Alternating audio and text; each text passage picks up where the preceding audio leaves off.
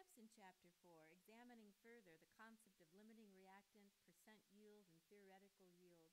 And again, just to remind ourselves, when we're measuring the efficiency of a reaction, called our percent yield, we just are comparing what we made from doing an experiment, our dried product, and comparing that mass to our theoretical yield, what we should have made according to our calculations of stoichiometry.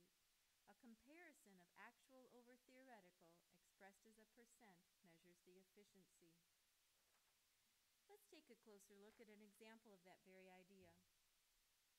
Here's an equation. We're on slide 15. When 26.8 kilograms, let's record that, 28.6 kilograms of carbon are allowed to react with 88.2 kilograms of titanium dioxide in this particular reaction, we're being told we formed 42.8 kilograms of solid titanium. We did not perform the experiment, so we're being told what was in our dish at the end of our lab. This has a vocab word. It's called our actual yield. If we had done it, we would have walked to the scale and weighed to obtain our actual yield. Since we didn't run the lab and it's just a paper pencil model, we have to be told. We want to find out some things. Let's find the theoretical yield, the limiting reactant, and percent yield. So we have some work to do with some stoichiometry. We have two different reactants we have to begin with to find the theoretical yield. Two separate three-steppers. In other words, let's begin the journey. If 88.2 kilograms of titanium dioxide, TiO2, getting the three steps to stoichiometry, I just like to have that all set up so I can see my journey ending at grams of Ti. Actually, it will land in a kilogram. If I start with a kilogram, it will end with a kilogram. So that's fine. Then I compare it to a like unit. I wouldn't change a thing. Setting up the second roadmap, 28.6 kilograms of carbon, divide, ratio, multiply, landing again at kilograms of titanium. The strategy allows us to find the smaller of the two products, knowing that that would be the maximum yield. The maximum yield comes from the reactant that gave us the smaller of those two answers. The theoretical yield will then be used to compare to the actual provided in the problem, 42.8. So let's go to work. I need some help knowing titanium dioxide. I'm going to walk to the periodic table.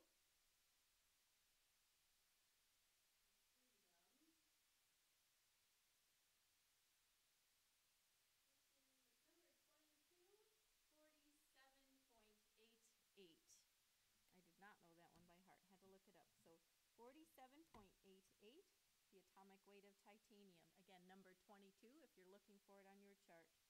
Couple of oxygens at 16 apiece gives me a molar mass of 79.88.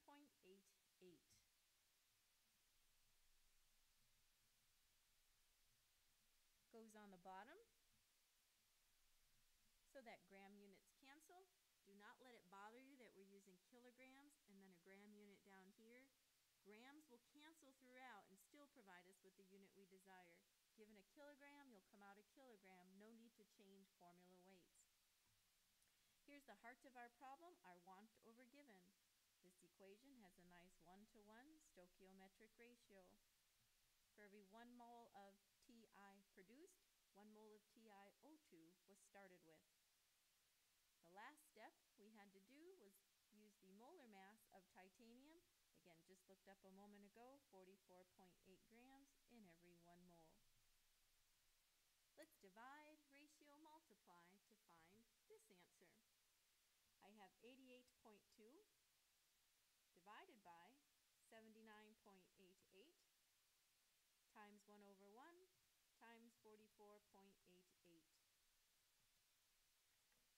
Our first answer gives us a value of 49.55 kilograms. Let's begin the second journey, starting with carbon, setting up a want over given ratio using the molar mass of 12 for carbon. Every 1 mole of titanium requires 2 moles of carbon. Our want over given now becomes 1 over 2. The third step is identical. We have the same target, the product of titanium, so 44.88 for every 1 mole. And now let's hit this together.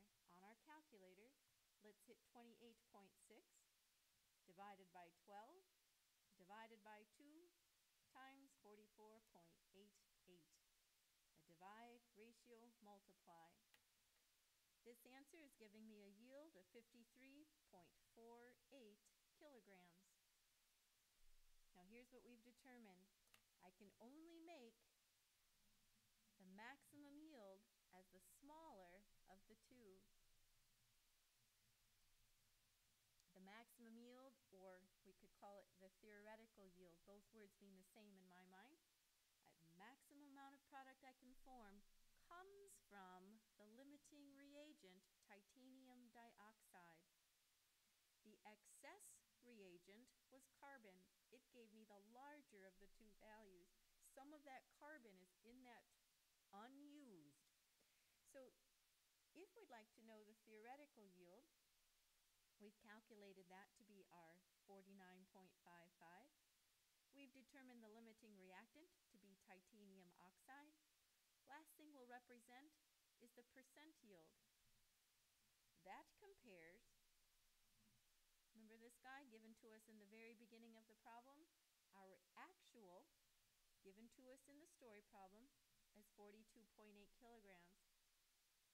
The theoretical, or the maximum, comes from the smaller of our two answers, 49.55, and we'll just hit to express that as a percent. Again, percent yield is a measure of the efficiency of our reaction. 42.8 divided by 49.55 times 100 to get a percentage, 86.38%.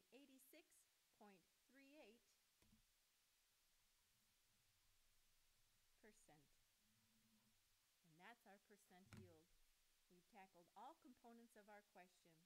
We found the maximum yield, thus determined our limiting reagent, and compared our actual, given to us in the problem, to the theoretical, the answer to our stoichiometry, and expressed it as a percent.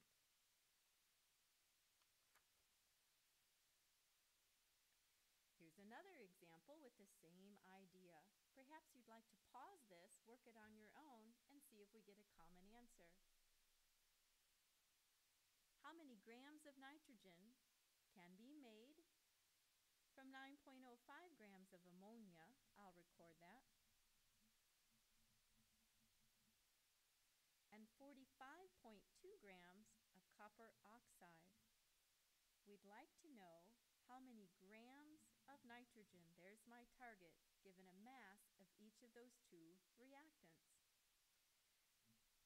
This involves two separate stoichiometry problems where we're targeting the nitrogen. I'll get up my parentheses ready, knowing that our journey will take us to the same place, mass of N2. In the first step, we will need a molar mass of ammonia, which is the name for NH3. 14 on the nitrogen plus 3 more for the H's give us a molar mass of 17.